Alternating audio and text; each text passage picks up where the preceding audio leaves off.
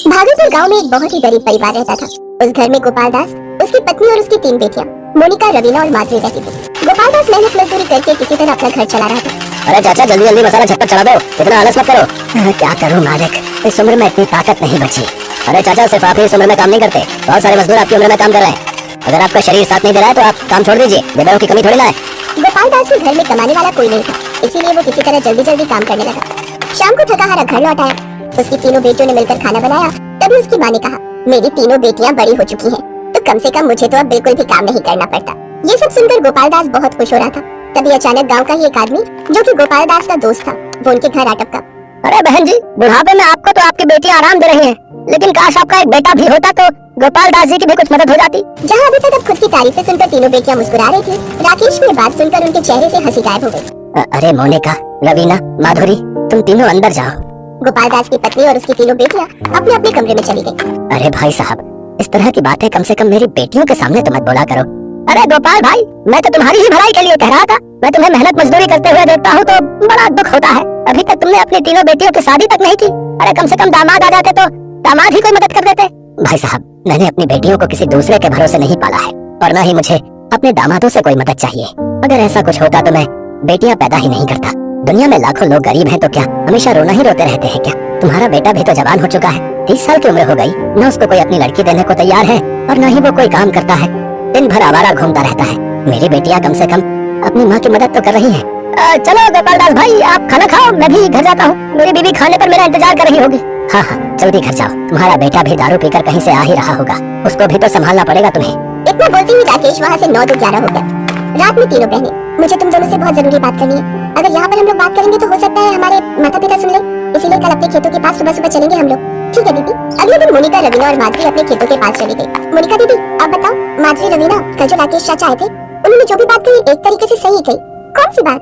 हम तीनों लड़कियां हैं, ज्यादा से ज्यादा हम तीनों अपनी माँ की खाना बनाने में मदद करते हैं। राकेश चाचा ने कहा था कि अगर हमारा एक भाई होता तो वो पापा की भी मदद करता। राकेश चाचा के कहने का मतलब ये था कि एक लड़का ही अपने बाप की मदद कर सकता है। दीदी, क्या लड़की अपने बाप की मदद नहीं कर सकती? बिल्कुल कर सकती है, लेकिन हम तीनों आखिर करेंगे क्या?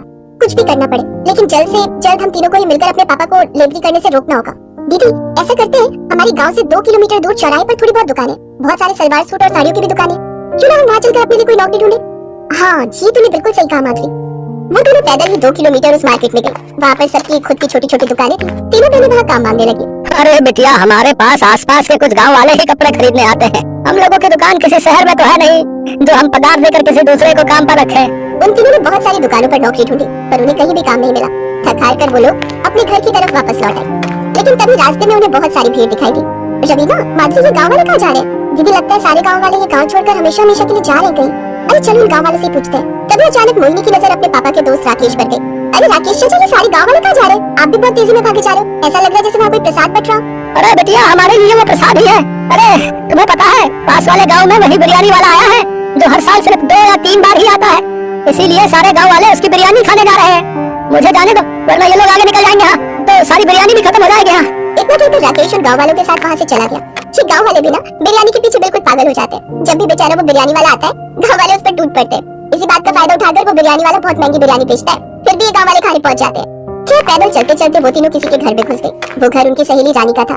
अरे रानी, इस गांव में सिर्फ तुम्हारे घर खुला देखा तो तुम्हारे घर चले आए। सारे लोग बिरयानी खाने गए, तुम नहीं गई? तुम तीनों तो जानती हो मेरी माँ बंगाली है और हम लोग के लिए बिरयानी तो बहुत ही नॉर्मल चीज है। पता नहीं गाँव वाले क्यों पागल रहते हैं बिरयानी के पीछे। तुम्हारी माँ बंगाल की है तो उन्हें तो जादू टोना आता ही होगा। अरे रवीना, कैसी बातें कर रहे हो? हर बंगाली को जादू टोना थोड़ी आता है, ये तो सिर्फ कहने की बात है। रवीना, माधुरी, चलो हम लोग अपने घर चलते हैं। हम तीनों सुबह की निकली हुई है, माँ हम तीनों का इंतजार कर रही होगी। तीनों अपने घर पहुँच गए। घर पहुंचकर तीनों बहनें एक बार फिर से वही सोचने लगी कि आखिर अब क्या किया जाए, क्योंकि काम धंधा तो किसी को मिला नहीं, और इस गांव में जब लड़कों को काम नहीं मिलता तो लड़कियों को कहां से मिल जाएगा। तभी अचानक मोनिका के दिमाग में एक प्लान आया।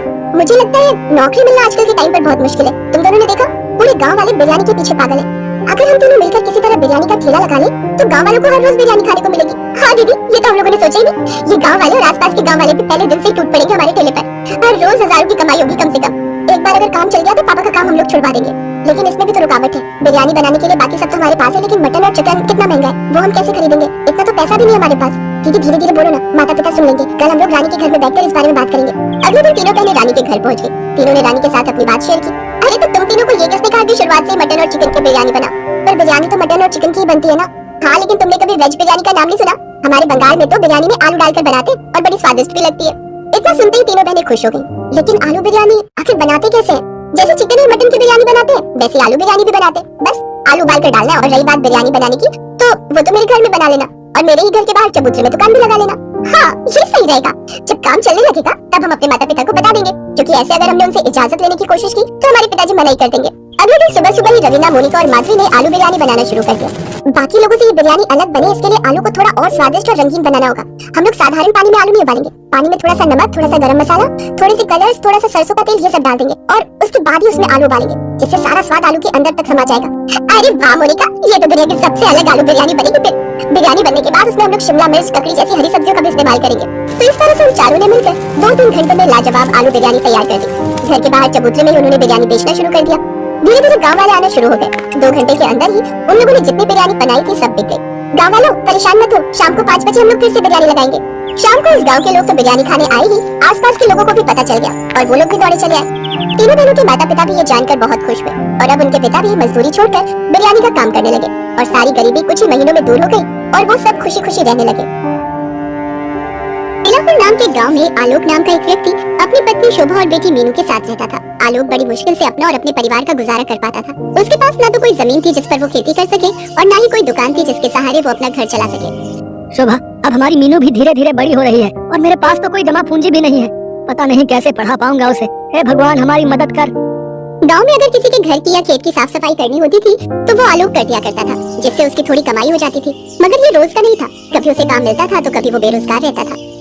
क्या करूं शोभा, कोई पक्का काम मिलता ही नहीं जिससे कि अच्छी कमाई हो जाए। आलोक किसी पक्के काम की तलाश में निकल पड़ता है। काम तलाशते तलाशते उसे शाम हो जाती है और वो घर आ जाता है। शोभा, अगर कुछ खाने के लिए बनाया है तो दे दे, मुझे बहुत जोरों की भूख लग रही है।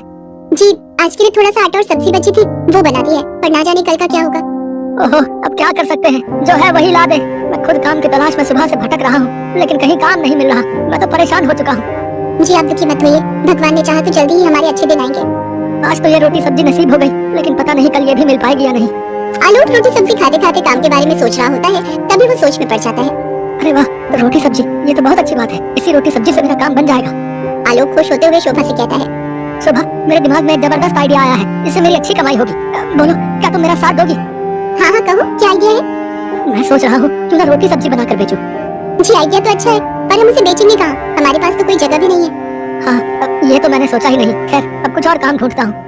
अगले दिन आलोक काम की तलाश में निकल जाता है, लेकिन सारा दिन भटकने के बाद भी उसे कोई काम नहीं मिलता और वो निराश होकर एक पेड़ के नीचे आकर बैठ जाता है। तभी एक आदमी उसके पास आता है और उससे कहता है, नमस्कार भाई साहब, मेरा नाम राजीव है और मैं इस गांव में नया आया हूँ। क्या आप भी इस गांव में रहते हैं? जी जी, मैं भी इसी गांव में रहता हूँ और यहीं पास में ही मेरा घर है। अगर आप बुरा न मानो तो मैं एक बात पूछूं? जी कहिए। आप कुछ परेशान दिख रहे हैं, क्या बात है? जी, दरअसल मैं काम की तलाश में हूँ, लेकिन कहीं बात नहीं बन रही। सोचा था कुछ बना कर बेचूंगा, लेकिन उसके लिए जगह नहीं है मेरे पास। जगह नहीं है मतलब मेरा घर बहुत ही छोटा है और मेरे पास इतने पैसे नहीं है कि मैं नई जगह खरीद सकूं। ओहो, तो ये बात है। वैसे मैं आपकी मदद कर सकता हूँ। मेरे पास इस गांव में बहुत सारी जमीन है, अगर आप चाहें तो उस जगह का इस्तेमाल कर सकते हैं। क्या सच में? और जब आपकी कमाई अच्छी होने लगे तो उसमें से कुछ पैसे आप मुझे भी दे दीजिएगा। जी, आपका बहुत बहुत शुक्रिया। राजीव आलोक को अपनी जमीन दिखा देता है, जिसके बाद आलोक वहाँ पर अपना रोटी सब्जी बेचने का काम शुरू कर देता है। साथ ही शोभा भी आलोक की मदद के लिए आ जाया करती थी। आलोक की रोटी बिजनेस का काम बहुत अच्छे से चलने लग जाता है। सभी को उसकी रोटी सब्जी बहुत पसंद आती है। उसकी दुकान पर ग्राहकों की भीड़ लग जाया करती है। आलोक अच्छी कमाई करने लग जाता है। उस कमाई से वो धीरे धीरे अपना सारा कर्ज उतार देता है। फिर एक दिन वो राजीव के घर जाता है। अरे आलोक भाई, आओ आओ, क्या हाल है आपके? आज मेरे यहाँ कैसे आना हुआ? जी मैं बिल्कुल ठीक हूँ, ये रहे आपके पैसे। बुरे वक्त में आपने मेरा साथ दिया, उसके लिए आपका बहुत बहुत धन्यवाद। इसके बाद आलोक हर महीने राजीव को पैसे देने लगता है। एक दिन राजीव पैसे लेते हुए कहता है, आलोक, मैं तुम्हारी मेहनत देखकर बहुत खुश हूँ। मैं सोच रहा था मैं ये जमीन तुम्हारे नाम ही कर देता हूँ। इसके बदले तुमसे जितना हो सके उतने पैसे मुझे देते रहना। अब ये क्या बात कर रहे हैं? आपकी जमीन अब मेरे नाम? हाँ हाँ, मैंने फैसला कर लिया है। इस बात से आलोक बहुत खुश होता है। अब वो अपने काम को और भी मेहनत और लगन के साथ करता। लेकिन एक दिन जब आलोक रोटी सब्जी बेच रहा था, तभी अचानक उसकी दुकान पर पुलिस आ जाती है। भाई, कौन है इस दुकान का मालिक? जल्दी से बुलाओ उसे। साहब, ये तो मेरी ही दुकान है, मैं ही इसका मालिक हूँ। बताइए क्या बात है? ओहो, तो तुम ही हो वो हैं जिसने इस जमीन के मालिक को डरा धमका कर ये जमीन अपने नाम करवा ली। चल भाई चल, मेरे साथ चल, जेल की हवा खाने। मगर साहब, मैंने तो ऐसा कुछ भी नहीं किया। दरअसल इस जमीन के मालिक तो राजीव जी हैं। अभी हाल ही में उन्होंने अपनी ये जमीन मेरे नाम की है। अच्छा, तो फिर लेकर चल मुझे उस राजीव के पास। चल। आलोक पुलिस को राजीव के घर लेकर जाता है। क्यों भाई, क्या इसकी दुकान की जमीन तुम्हारी थी हैं, जिसे तुमने इसे कुछ महीने पहले बेच दिया है? ये आप कैसी बातें कर रहे हैं सर? कौन सी जमीन? मैं तो इसे जानता भी नहीं हूँ। कौन हो भाई तुम, और मुझ पर झूठा इल्जाम क्यों लगा रहे हो? लेकिन आपने ही तो मुझे रोटी सब्जी की दुकान खोलने के लिए वो जमीन दी थी, और कुछ महीनों बाद वो मेरे नाम भी कर दी थी। ये क्या बकवास किए जा रहे हो? मैं नहीं जानता तुम्हें। भाई कहानी तो बहुत अच्छी बना लेते हो। अब चलो जेल, वहाँ की हवा खाने, वहीं तुम्हारी अकल ठिकाने आएगी। चल। तभी पुलिस आलोक को गिरफ्तार कर लेती है। लेकिन साहब मैंने कुछ नहीं किया है, मैं सच कह रहा हूँ। सभी अपराधी जो है ना, जुर्म करने के बाद यही कहते हैं। साहब क्या जाने से पहले एक बार मैं अपनी बीवी बच्चों से मिल सकता हूँ साहब? ठीक है, लेकिन सिर्फ 10 मिनट के लिए, समझे? तभी पुलिस की गाड़ी आलोक के घर के बाहर आकर रुकती है। अंदर जाकर आलोक अपनी पत्नी को सारी बात बताता है। ये तो बहुत बुरा किया उन्होंने हमारे साथ, अब हम आपके बिना क्या करेंगे? शोभा, जब तक मैं वापस नहीं आ जाता तुम्हें ये घर संभालना होगा। और हाँ, अपना और मीनू का ध्यान रखना। मेरी बात मानो तो जब तक मैं वापस नहीं आता तुम अपने मायके चली जाओ मीनू को लेकर। नहीं, उन्होंने आपके साथ गलत किया है, मैं चुप नहीं बैठूंगी। अब कोई फायदा नहीं है शोभा, सब खत्म हो गया। कुछ सालों बाद जेल से छूटते ही मैं तुम्हें लेने आऊंगा। पापा मत जाओ ना हमें छोड़कर। इसके बाद आलोक मीनू और शोभा को गले लगा लेता है और तीनों फूट फूट कर रोने लगते हैं। तभी पुलिस आलोक को अपने साथ लेकर चली जाती है। तकरीबन 3 साल जेल में गुजारने के बाद आलोक वापस शोभा और मीनू को लेने उसके मायके जाता है। शोभा तुम ठीक तो हो ना? और मीनू कैसी है? हम दोनों हर रोज आपको याद करते थे। मीनू रोज आपके बारे में पूछती थी। मैंने भी तुम दोनों को बहुत याद किया। चलो अब वापस अपने घर चलते हैं। इसके बाद आलोक दोनों को लेकर घर आ जाता है। घर आकर वो शोभा से कहता है, शोभा तुम खाना बनाओ, तब तक मैं आता हूँ। लेकिन आप कहाँ जा रहे हैं? उस राजीव से पूछने कि उसने आखिर मेरे साथ ऐसा क्यों किया। इसके बाद आलोक राजीव के घर जाता है, लेकिन उसके घर पर तो ताला लगा हुआ था। आसपास के लोगों से पूछने पर पता चलता है कि वो 1 साल पहले ही गांव छोड़कर जा चुका है। इसके बाद आलोक वापस अपने घर आ जाता है। शोभा वो तो 1 साल पहले ही ये गांव छोड़कर जा चुका है। अब छोड़िए जी, उसको उसके किए की सजा तो भगवान जरूर देगा। अब आप अपने जीवन में आगे बढ़ने की सोचिए कि कौन सा नया काम ढूंढना है। हाँ शोभा, अब दोबारा से कोई नया काम ढूंढना पड़ेगा। वैसे जेल में मैंने काम करके कुछ पैसे कमाए हैं। जब तक मुझे कोई नया काम नहीं मिल जाता तुम इन्हीं से काम चलाओ। तभी आलोक का दोस्त राजू उससे मिलने आता है। क्या हाल है अशोक भाई? वैसे उस राजीव ने तेरे साथ बहुत बुरा किया भाई। छोड़ उन सब बातों को, बीती बातों को क्या याद करना। अब मैं आगे के बारे में सोचकर नए काम की तलाश में हूँ। बिल्कुल सही कहा तुमने। वैसे तुम्हारे गांव से कुछ दूरी पर एक शहर है, वहाँ रेस्टोरेंट और ढाबे बहुत कम है। अगर तुम चाहो तो वहीं जाकर अपनी रोटी सब्जी बेच सकते हो। ठीक है भाई, मैं सोचता हूँ। इसके बाद अगले दिन शोभा से कहकर आलोक शहर की ओर निकल पड़ता है। यहाँ तो एक भी जगह ऐसी नहीं दिख रही जहाँ मैं रोटी सब्जी लगा सकूं, पर वापस किसी से जमीन लेने की गलती मैं नहीं कर सकता। हाँ ये ठीक रहेगा, साइकिल पर रोटी सब्जी बेचूंगा। इसके बाद जो थोड़े बहुत पैसे की बचत उसने जेल में रहकर की थी, उनसे वो एक साइकिल खरीदता है। इसके बाद आलोक रोज गांव से आना जाना करता है। साइकिल पर घूम घूम कर रोटी सब्जी बेचता है। रोटी सब्जी ले लो, रोटी सब्जी। सभी आलोक की रोटी सब्जी खाने लगते हैं। धीरे धीरे उसकी कमाई काफी अच्छी होने लग जाती है, जिससे वो शहर में किराए पर घर ले लेता है और अपनी पत्नी और बेटी को भी अपने साथ शहर में रखता है। अब उसकी आर्थिक स्थिति बहुत अच्छी होने लगती है। एक दिन आलोक रोटी सब्जी बेच रहा था, तभी उसे शोर सुनाई देता है। जब वो वहाँ जाकर देखता है तो सड़क हादसे में एक आदमी की जान चली गई होती है, जिसके कारण वहाँ भीड़ लगी होती है। जब आलोक पास आकर देखता है तो वो हैरान रह जाता है। वो मृत व्यक्ति कोई और नहीं बल्कि राजीव था। इसका मतलब राजीव गाँव से भागकर यहाँ रह रहा था। भगवान ने उसको उसके किए की सजा